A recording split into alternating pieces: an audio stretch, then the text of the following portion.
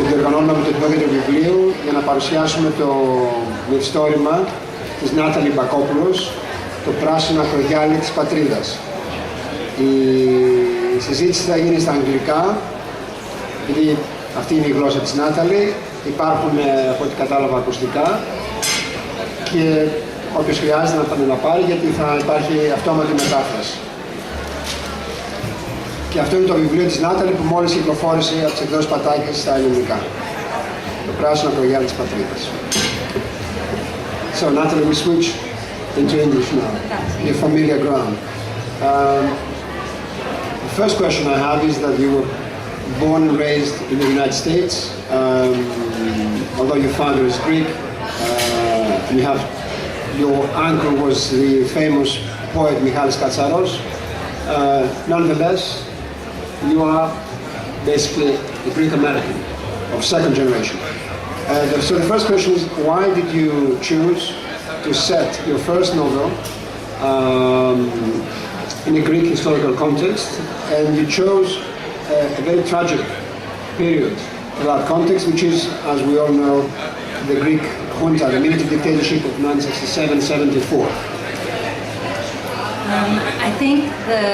I think if I were to do it again and someone said to me, how about for your first novel, you write something about a period in which you did not live, in a country in which you did not live, I'd say that's crazy. I would never do that, but I did it. I think when you grow up as a hyphenated American or with two cultures, you're always aware of both places. And I think this kind of duality creates a nice tension that is just conducive to making art. And so I was always thinking of Greece when I first came to Greece as a child and then as a teenager and as a young adult. I fell so in love with the language and the place and the landscape, and I knew I just wanted to write about it. We have a similar kind of upbringing because I was born and raised for 10 years outside Greece, in Brazil and then Italy, and then I came to Greece. Do you ever feel, because you move around, between cultures and languages, that somehow you're out of place? I mean, in America you're not 100% American, here you're not 100% Greek. You're always in a kind of twilight zone. I mean, that's obviously something interesting for writing, but on the other hand you have to somehow come to grips with multiple identities. Absolutely, but I think that most writers anyway are outsiders in one way or another. And there's a great Safari line where he says, man is always double. He who is acting and he who is watching himself act. And I think that this duality is totally what it feels like to be a writer, because you're always part of the action, but also removed from it, observing. And so I think being a part of two cultures makes it even more, that makes that more acute. But I do always feel sort of out of place everywhere I go, and also able to just blend in many places at the same time. Before I come to the novel, I understand that your brother also is an accomplished writer. Isn't that too much? Two kids in the Bakopoulos family, both writers? How do you deal with that? Oh, my poor parents. My father is an engineer, and I think he's still hoping one of us will become an engineer, but we're getting a little too old to switch. That's very Greek, actually, the fact that one of the kids to actually follow the family line, isn't it? Right. Plus, I dropped out of Calculus 3, so that was it for me. But your brother also writes fiction? My brother's also a fiction writer. Okay. Let's move to the novel now, and I'll come back to the junta period. But the novel has this title. In English is The Green Shore, το πράσινο ακρογιάλι της πατρίδας. In Greek we added the patrida a little bit to make it more, I suppose, comprehensible. But why did you choose that? This is a line from a poem by Kariotakis. So how did it come to you to choose this line from a poem? I fell in love with the poem first, and something about the idea of going back to the green shore of our native land. Will the good fortune be granted for that? I need to know that. Yeah. You want to read it first in English in your own novel, or I really read? I get a poem, but that lends this line to the title of the novel is the following. It's the poem Ύπνος του Καριωτάκη, και είναι πάει ως εξής. Θα μας δοθεί το χάρισμα και η μοίρα να πάμε να πεθάνουμε μια νύχτα στο πράσινο ακρογιάλι της πατρίδας. Etc. But this is how the poem begins. So το πράσινο ακρογιάλι της πατρίδας. And so I kept thinking about the idea of being in one place and thinking of another, the idea of exile, and that can happen even within the same country that you are. And so this idea that during the junta, the way that Greece felt completely like within Greece, it was taken away from Greeks in many ways. Yeah. And I wanted to explore that idea of longing for a place that no longer exists. And I think that even the characters who stay in Athens during this period have that feeling of wanting their Greece back that they feel like it was taken away from them. It's interesting you choose this period. Obviously, you have no connection. You were born. You were 2 years old when the Greek junta actually fell on Greece.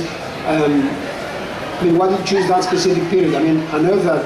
I remember I did my doctorate on the Greek Civil War, and there was a conference in Copenhagen on the Civil War, and the professors there had a very strong department of modern Greek history, and I said to them, why in Denmark of all places? And he said, well, because Greek history, it's always tragedy. I mean, World War I, the Great Schism, Asiatic catastrophe, dictatorship, civil war, occupation, and the junta. So for somebody who lives outside Greece, today of course we are in the midst of a crisis, I mean, Greek history is always drama and tragedy. Why that period? Why this specific instant? I wish that I could pinpoint the exact reason why I chose it. There's a movie about the painter Jackson Pollock where they show one scene where he drops the paint all over the canvas and he has this aha moment, and I groan thinking nobody really works that way, where the paint drips and they realize that this is a whole oeuvre. But I think something happened around after September 11th in the States where people who I found to be, intellectual, thoughtful, rational people were saying, it's okay, take away my freedoms as long as I'm safe. And this horrified me, that what fear can do to the way that we think about our freedoms.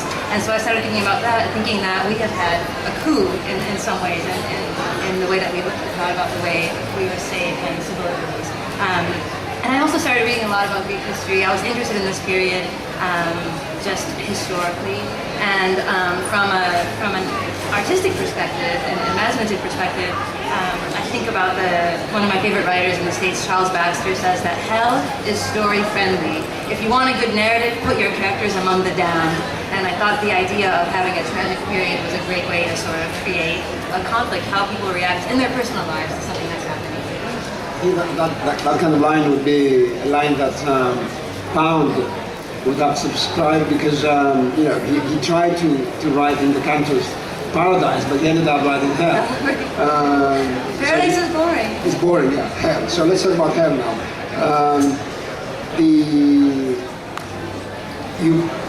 You take that period, which is, as I said, it's very dramatic, and also it's interesting in the sense that when you hear of juntas, especially in in this kind of second half of the 20th century, one thinks of Latin America or the Arab world, but in Europe, this thing was not supposed to happen. Greece is always thought as the cradle of democracy, and all kind of, in a way, rubbish in the sense that we keep saying that to the world, that we have very difficult politics in Greece. So it was a kind of anomaly for a country like Greece to be in the European concert and suddenly to have a dictatorship. So, and some of the protagonists are still alive. I mean, they're still here.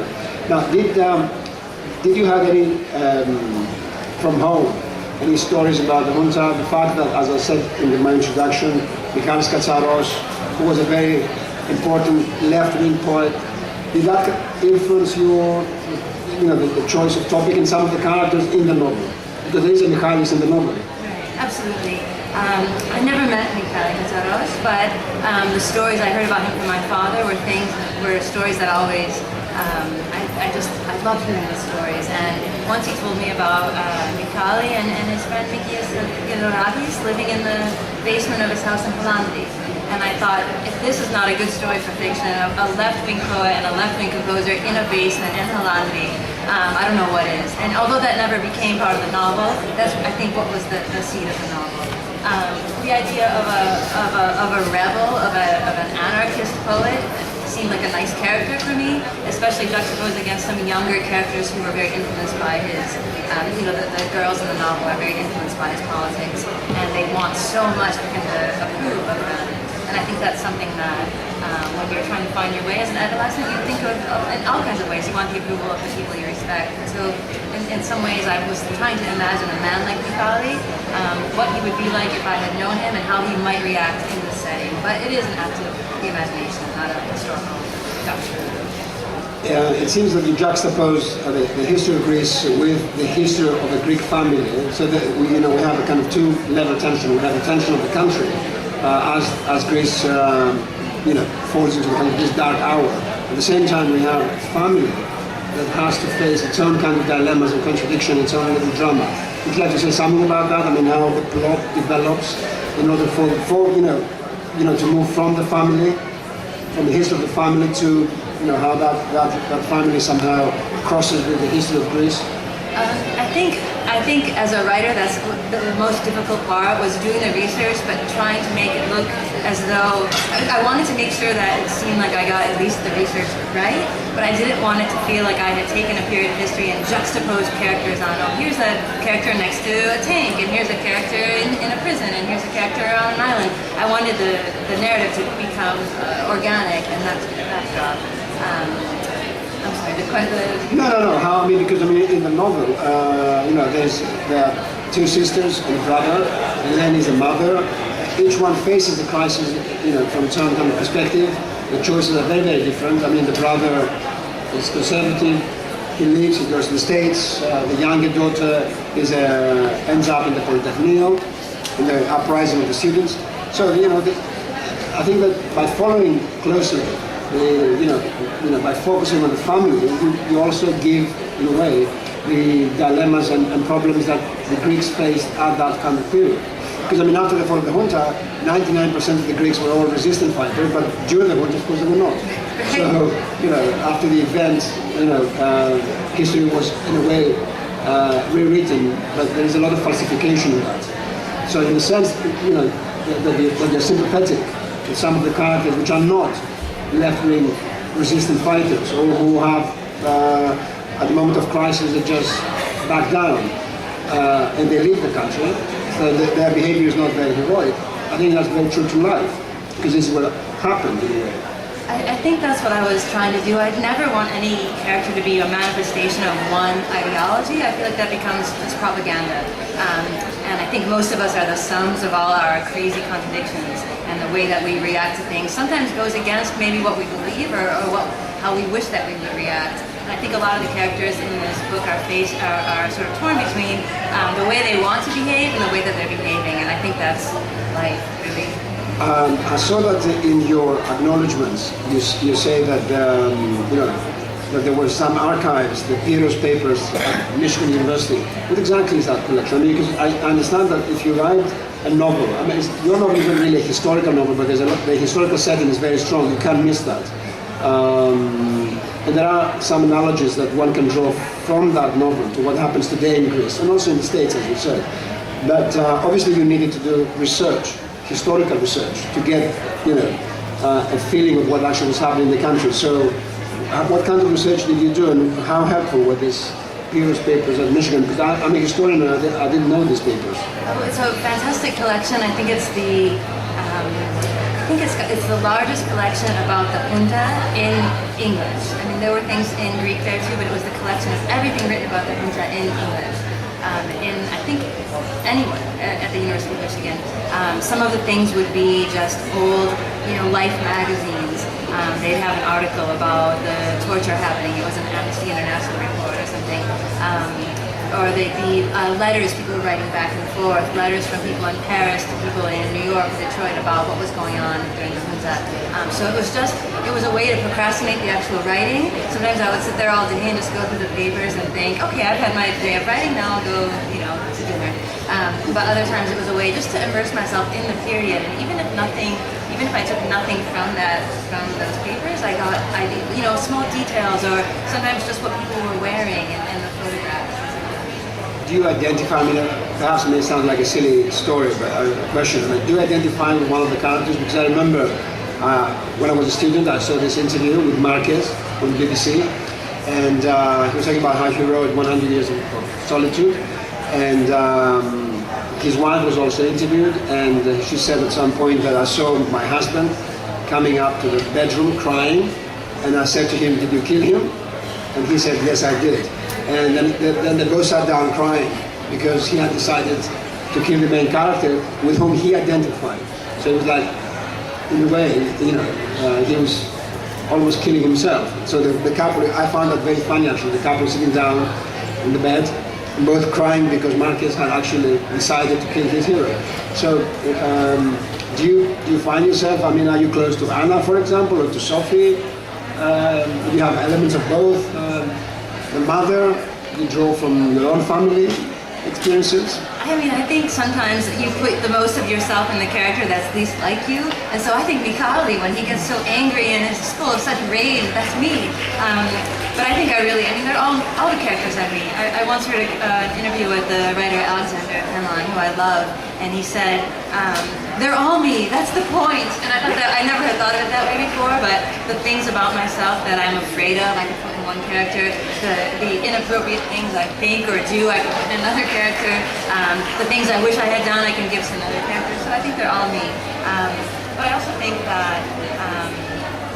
think that the way that you create your characters is there's got to be some sort of empathy. If you just create them to knock them down, then that doesn't interest me at all. Oh, that's very nice actually about that. But first of all, that line told me could be a line that Shakespeare could have said about himself, or Pessoa as well, because I mean he had all that heteronym sort of on him. But I mean, the empathy point is very nice because it seems to me that you show empathy also with the brother. Well, the brother, I think, was probably based, if anyone's based on anyone, on my father. My father left Athens in 1966, so in the character of Taki leaves a little bit later. He was the conservative-leaning one. Someone had asked me recently, why hasn't anyone written, why didn't you write about this period from the point of view of conservative or whatever? And I said, I tried, I put them in there, but I think your own politics will influence the way that you write. And so that could have been why that was. But I did feel like it was not so much a question of politics as how people react to things. And I remember when I was doing some interviews about this book, some people said, during the junta it was not so bad. And other people said, I was depressed the whole time, it was horrible, we couldn't wait for it to end. And I just thought, what a great way that people might look at the same situation with a completely different perspective, based on how they saw what was happening before and after. No, it was bad. Perhaps it wasn't as bad as Chile or Argentina, but it was very bad. Oh, of course, I agree. Given European kind of politics. You end the novel without actually giving us, a happy end in the sense of, a happy end could be the restoration of democracy. So you choose to end the novel just before. And I don't want to draw the analogy too hard, but I mean it's like like the Iliad. It ends a bit before you actually Can you write that on the back of my book? It's like the Iliad. No, but it's just there's a bit of suspense. You don't get the actual destruction of Troy. So like you don't get the good end, the restoration of democracy is just after the Polytechnio, and that's it. Why? Well, I'm not sure why. I think I'd like to have that. We know what happened because it's history, but I think at the time... No, we know. The American readers perhaps don't. Anyway. Perhaps they don't, but they have Wikipedia for that, I suppose. Okay. They can, but I think the idea that I wanted to create was that even though now looking back, I think the Polytechnia was a big event and it signaled sort of the end, it didn't seem like from the people that I talked to and what I read that it really felt that anyone knew when it would end. And so I wanted to create that idea that it might be over soon, but this idea of both hope and uncertainty at the same time. And also the one of the characters going into labor then is, I think, that same sort of feeling of the beginning of the end. We know that because of the crisis, Greece now is getting a lot of negative publicity in the world media, especially in Europe, but I suppose also in the States. A couple of days ago we had the President of the United States, Obama, actually, in the G8 conference, actually spending 5 minutes to talk about the Greek crisis and also, in a way, advise the Greeks what they should do. How do you think the American readers will actually receive a book that is set in Greece at the moment that Greece, as I said, gets all this negative publicity, and also, since you mentioned the Polytechnio, I don't know whether you know that the Polytechnio Day in Greece, for me, I think now, it's like a charade, but it's connected with, marching against the American embassy. So, the Polytechnic Day has this kind of connotation that the Greek students go and protest in front of the American embassy, despite who is the president and how the president feels about this. But still, Greece at the moment is not a very popular country. And, does that, your publisher or, the reception that you had so far, has that, influenced it or not? I've been getting a lot of letters from people that I haven't heard from in years when they've heard about the book coming out. And they've actually been, and people from all over the political spectrum, and they've been far more sympathetic than I think that it seems that people are. I think they've said it's more that there's not an understanding of what's happening in Greece as opposed to it being people seeing it in a negative way. I think there's actually a hunger to figure out what is going on over there and what will happen as opposed to there's definitely some negative spin always in that. You know why I'm saying that? Because as I was there, I read the book in English, by the way, and so when you mention Greek stuff like that Michalis had a glass of Tsipuro. Now remember that probably when Zobo the Greek was translated into English by Kim and Fire, in the 60s Greece was like paradise. It was like a green shore, but was connected in the kind of European American imagination was paradise. And when somebody read about Ouzo, Tsipuro, Greek salads, all that was wonderful, like an angelic place. But now, as I say, it doesn't have the same kind of ring. That's why I'm asking that. But you say that the reaction was sympathetic, I think so. I think most readers are not reading just to find out about a place or because of topic. There's often books that I've read that I had no interest in the topic at all. The book Joseph O'Neill's Netherlands is about cricket players in New York, and I don't care anything about cricket, and I was so taken by that novel. So I think there's an interest in Greece, and I think also there's a sense that I think most readers are more complicated thinkers, more complex thinkers than just to say Greece good or Greece bad. I think either an interest, whether it's positive or negative, may influence the way they read the book. My last question, so we can then open the floor. So perhaps some people would like to ask a question, is that I understand that you come in the summer to Andros, this program, and you teach creative writing. Who are the students? Americans? The students are mostly some Americans, some Greek Americans living here, or sometimes once I had a student who was from Holland, and English was her 5th language. She had a house on Paros, and she was 80 years old and a retired doctor. And then I've had a student who was right out of Penn, and she was 21 and a wide-eyed, really excited poet. And so they're from all over the place. Some people who have been writing before, some people who just want to start writing. I'm going to ask you a provocative question because I do the same. I do, for many years now, creative writing and poetry. And there's always this kind of question on, can you teach writing? And can you teach people to write either poetry or fiction? I know what I do in my classes, but what do you do in your classes? What do you do about fiction? How do you go along? The first thing is to teach people how to read. Exactly. That reading is the absolute most important thing. And sometimes I have students who say, well, I want to be a writer, but I don't really like reading. And I say, good luck, buddy, because there's no way that you can possibly do that. But I think you can't teach vision, you can't teach imagination, but I think you can teach the way that literature matters and that will continue to matter. And if you can inspire students that way, that's one way. And then there's the more, you can teach the nice way to break a line, or you can teach, the craft of a sentence or something. But I think ultimately, art is not, you can't teach someone how to be imaginative, but you can teach them how to hone their craft. And also how to unlock texts that, that they have to read. We all have, in literature, we all have a kind of family tree. People we like that have influenced us as we grew older into writing. In your genealogical tree, who are your grandparents and your parents in literature? Who are the people that, your writers that you like a lot and you go back and read them again and again? This is the kind of question when somebody asks me, I panic because I think, I must not read because I have nothing to say, but I read all the time. I think books like Anna Anna Karenina, or just I read them every 5 years or something like that. And each time I read it, I think that there's something new there. Every few years I'll read something like The Great Gatsby, and every time I read it, I say, oh, wow, this is new. And I remember reading The Great Gatsby as a teenager in high school, and I was very naive, and the teacher was saying to us, and this was an all-girls school, you're missing all the sex. And I said, where is it? We're all looking for it. We're missing it. And then as we read it later, we realized it was there everywhere, and that she was pushing us to look at subtlety, not to be provocative in a school where she shouldn't be talking about And then when the movie came out, we thought that the Labrador looked like Robert Redford. Right, exactly.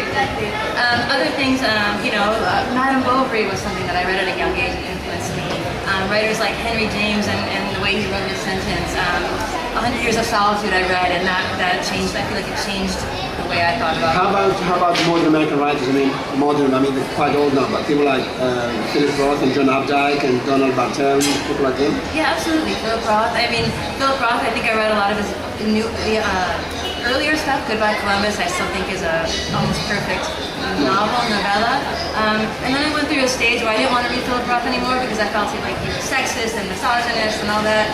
And now I'm back around and decided that I like Philip Roth again, and he's okay. Yeah, he's okay. Okay.